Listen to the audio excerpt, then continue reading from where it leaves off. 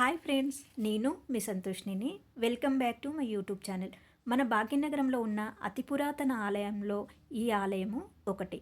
ఈ ఆలయము పట్టాభి సమేత శ్రీ సీతారామచంద్ర స్వామి వారి ఆలయము. ఈ దేవస్థానము కూకట్పల్లిలో ఉంది. ఈ ఆలయం సుమారు 437 సంవత్సరాల పూర్వం నుంచి ఉన్నటువంటి ఆలయము.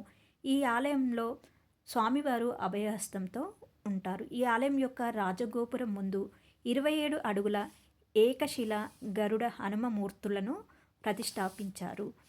ఇక్కడ 27 అడుగుల గరుడ విగ్రహాలకు ఏప్రిల్ 22లో శోభయాత్ర చేశారు.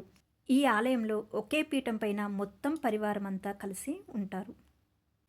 ఈ ఆలయము 437 సంవత్సరాల క్రితం ఉన్నటువంటి ఆలయం, అంటే దాదాపుగా 4 శతాబ్దాల కాలం నాటి ఆలయము.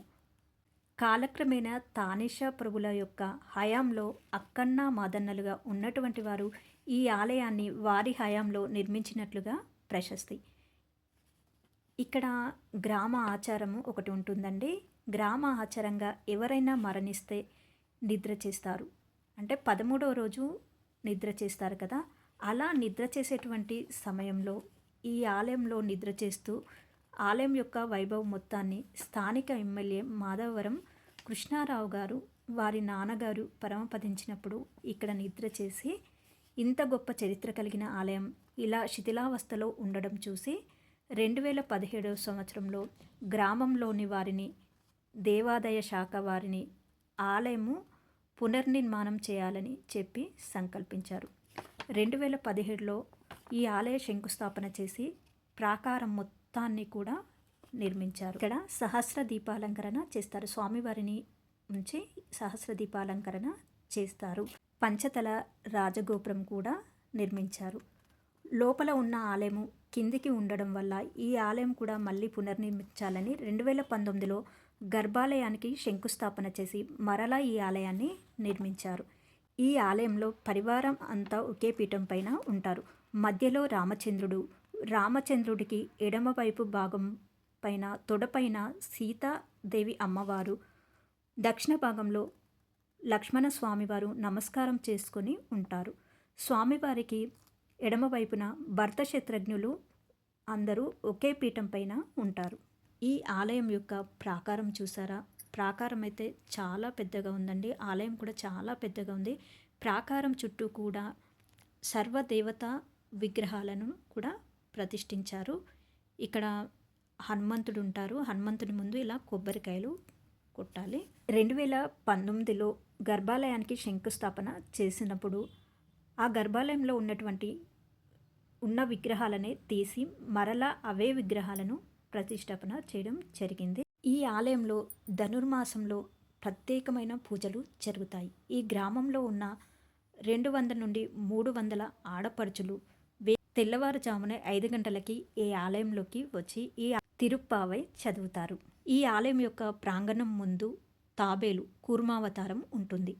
చూస్తున్నారా?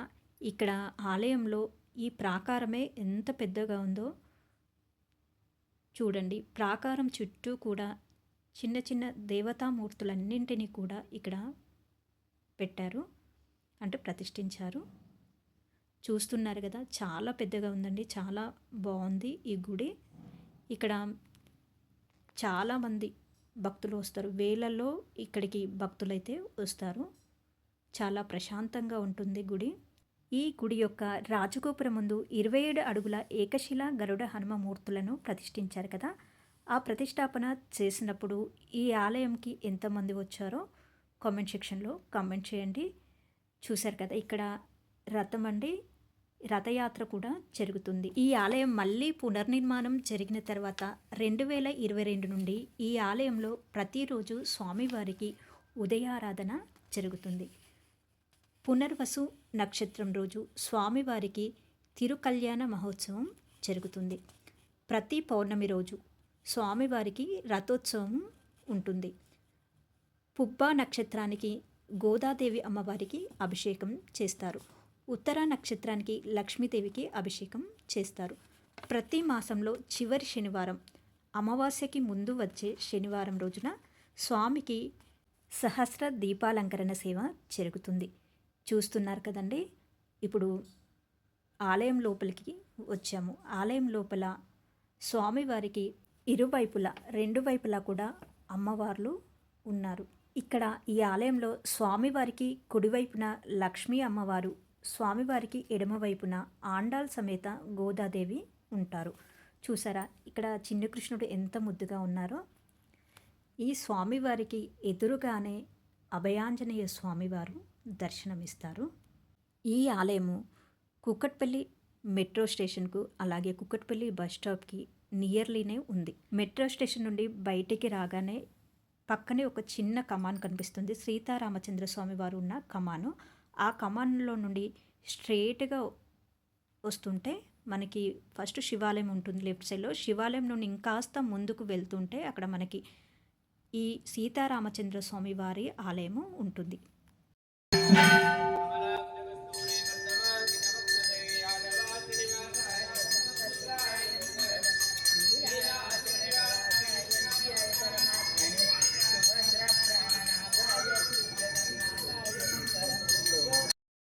కుక్కట్పల్లిలో ఉన్నటువంటి శ్రీ సీతారామచంద్ర స్వామి వారి దేవస్థానంని వచ్చి ఎంతమంది దర్శనం చేసుకున్నారో కామెంట్ సెక్షన్లో కామెంట్ చేయండి.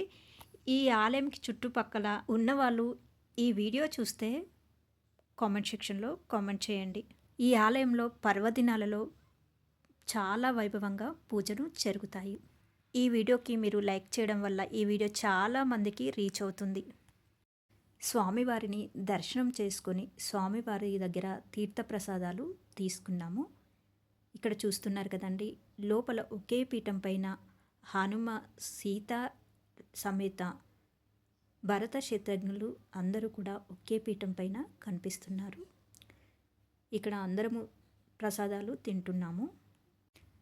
మామూలు రోజుల్లో కంటే పండగ సమయాలలో కూడా చాలామంది భక్తులు ఇక్కడికి వస్తారు.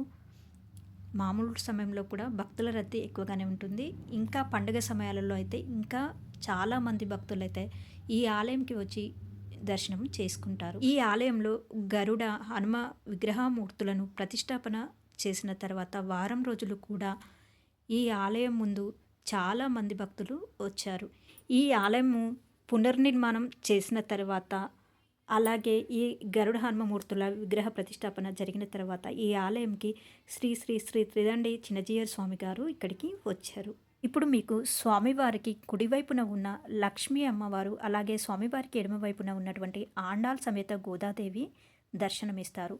ఇదండి ఈరోజు వీడియో. ఈ వీడియో మీకు నచ్చినట్లయితే please like, share and subscribe my channel.